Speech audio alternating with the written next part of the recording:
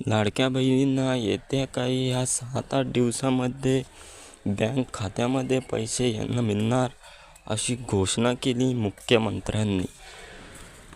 लाडकी बहीणचा हप्ता कधी मिळेल? आता मला असं वाटतं या 7-8 दिवसात आम्ही तो हप्ता देऊन टाकू। पुढचा आणखी एक भुजबळ साहेबांचा महत्त्वाचा प्रश्न, ते सकाळी तुम्हाला भेटले आज येऊन, ते नाराज आहेत, ते भाजपमध्ये जातील।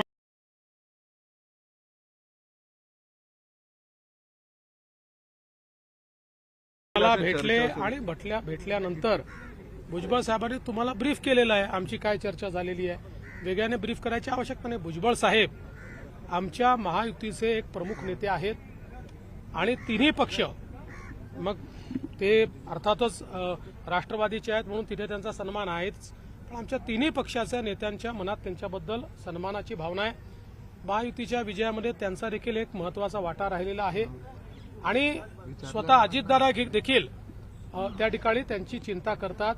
मुळातच भुजबळ साहेबांना ज्यावेळेस अजितदादांनी मंत्रिमंडळामध्ये घेतलं नाही त्यावेळी भुजबळ साहेबांना डावलण्याचा त्यांचा हेतू नव्हता। त्यांनी मला सांगितलं की आमची इच्छा आहे की आमचा पक्ष हा राष्ट्रीय पक्ष राहिलेला आहे, आम्हाला तो राष्ट्रीय स्तरावर मोठा करायचा आहे आणि राष्ट्रीय स्तरावर भुजबळ साहेबांसारखा एक नेता ज्याला देशाच्या अन्य राज्यातही मान्यता आहे त्यांना आम्हाला राष्ट्रीय पातळीवर पाठवायचं आहे। भुजबळ साहेबांचं मत जरा वेगळं होतं, त्याच्यामुळे हा प्रश्न निर्माण झालेला आहे, पण आम्ही सगळे मिळून याच्यावर तोडगा काढू।